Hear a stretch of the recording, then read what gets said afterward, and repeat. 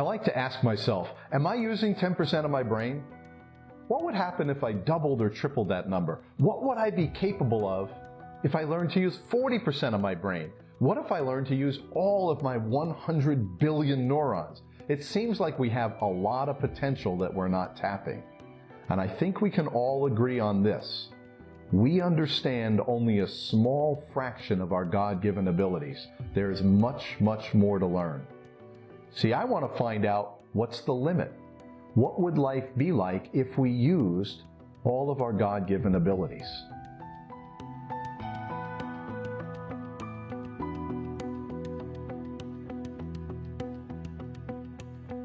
As we begin to explore our true God-given limits, we quickly realize that we've been on the wrong track. We're going to need to change our focus. Brain and mind are not the same. Not at all. And it is that difference between brain and mind that means everything. Our brain is visible. Our mind is invisible. Our brain is finite. Our mind is infinite. Certainly our brain is an amazingly complex instrument that's capable of who knows what, but it is, after all, a limited physical entity with a limited lifespan. In contrast, our mind is infinite. Mind has no borders. It has no limits. Mind is an infinite force. So instead of asking ourselves, are we using 10% of our brain, let's ask a much more important question. Are we using 10% of our mind? No. Quick answer. No. We're not using even 1/1,000,000th of our mind. In fact, we have not even begun to have a serious conversation about mind.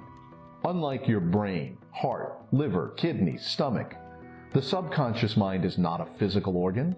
It never gets sick or diseased. It never sleeps or rests. It has no limits to its capacity. It doesn't get clogged up or overloaded. It is always working perfectly. The subconscious mind is infinite and is perfect in its design and function. It is always perfectly performing the task it was designed to do. The cycle of mind.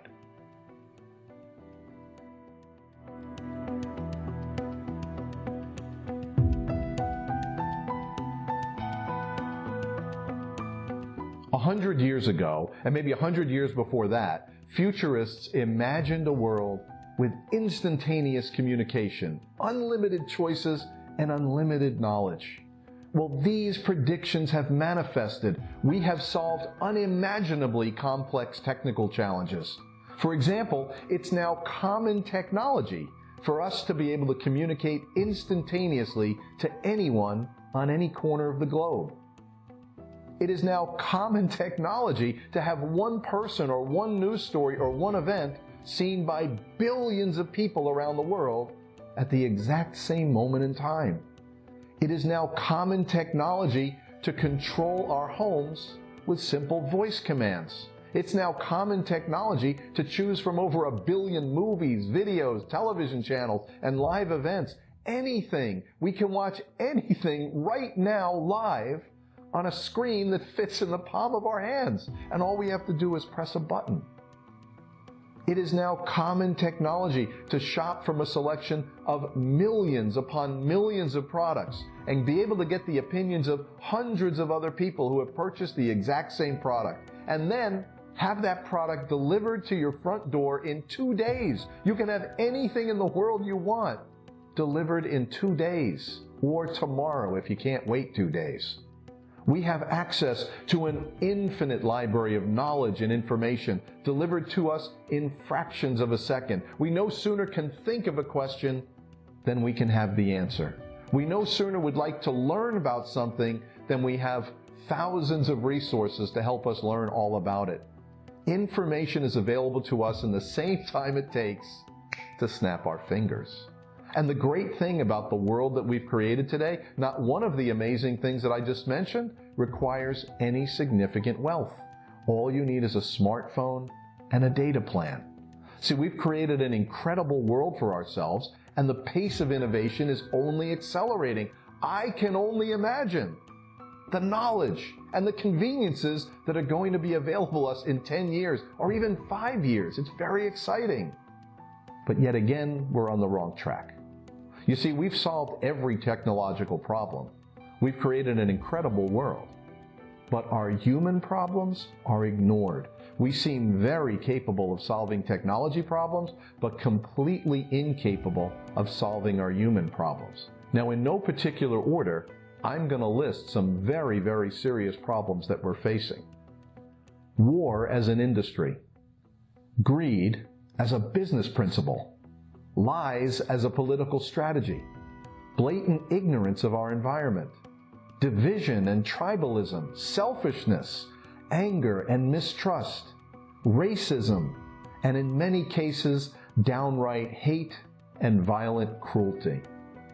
See, we have mastered the external world, but we are slaves to our own human existence, and it is now time to balance that cycle. We are both technology and human. We have both an outer world that we can control and an inner world that we can control. We are both body and mind. We have mastered and controlled all the visible aspects of the universe, and now we shall master the invisible aspects of the universe, beginning with the power of our mind. The world is chaotic right now, but it has always been so. Master your own thoughts and beliefs, and you will live in clarity despite the turbulence around you. The cycle of mind.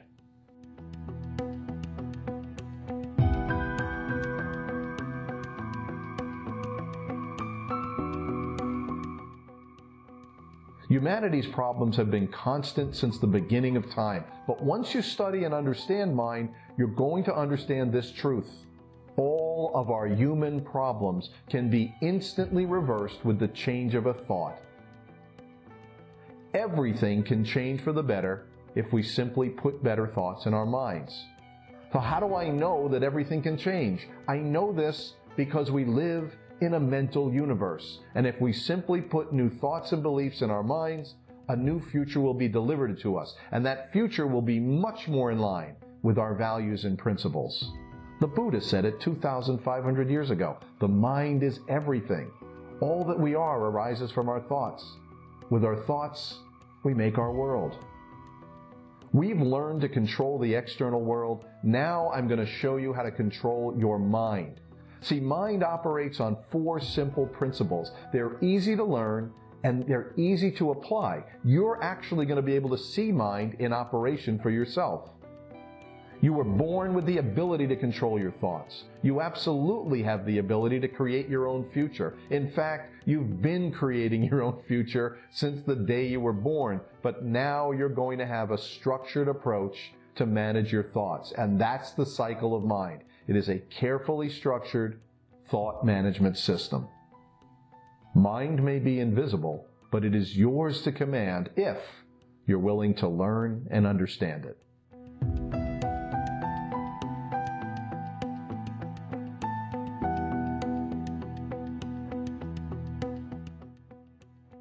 You have access to an infinite power, and it's limited only by your imagination. The more you ask of mind, you will see for yourself that it responds, because mind is an infinite source of creation. You can never imagine too much. You can never ask too much. Your source is inexhaustible. Mind is limitless. Aren't you tired of knowing you're living at only a tiny, tiny fraction of your potential?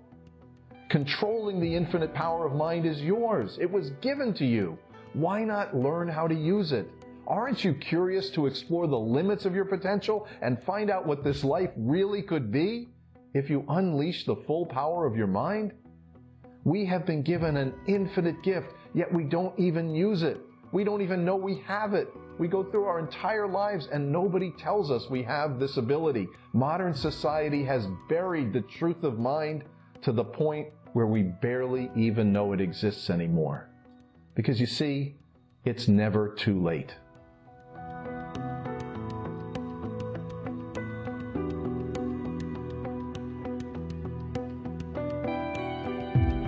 If we look at the world and we're disappointed with the way it's going, if we think that the world should be a better place guided by positive values and principles, then each of us must first live those values and principles ourselves. We have no right to ask other people to do something unless we ourselves do it. We can't ask others to be honest until we ourselves are honest. We can't ask our society to put compassion ahead of greed unless we ourselves put compassion before greed. We can't ask others to behave ethically until we ourselves are ethical. Honesty, compassion, ethics, until we ourselves embrace these character traits, our society will never adopt them. See, if we don't stand for honesty, compassion, and ethics, then we stand for nothing. And how will our children know what they should stand for if we don't teach them? Transform yourself first. Before the world will change, you must take the first step and change yourself. Now is the time to take responsibility for your thoughts and your future. Now is the time to take the first small action in the right direction. Now is the time to study and learn everything you can about mind. Now is the time to learn to harness and control the infinite power of mind, this gift that you've been given. Now is the time to imagine your highest purpose in life. And now is the time to contribute your good to the world. Right now, take 20 seconds and imagine a better future. It can be anything you want.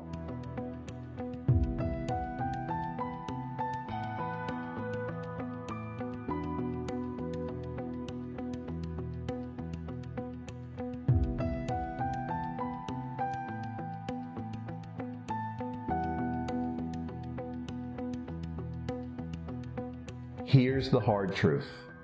There's no other path to that better future that you're imagining except through controlling your own thoughts and beliefs. So if you are ready, come join our community. And if you join with me, here is my promise to you. I'm actually going to make a promise to you. You can be anything. You can do anything. You can have anything. If you learn to master the cycle of mind, any future you desire is yours. Your only challenge will be to expand your imagination, because mind has no limit. But before you can join our community, before I agree to share with you all these principles of mind, I ask you to obey just one rule. Before you begin this study of mind, please make a thoughtful and solemn promise to obey the one rule with all your heart and mind. There is only one rule. If you follow this one rule, the infinite power of mind will transform your life into a paradise of your own creation.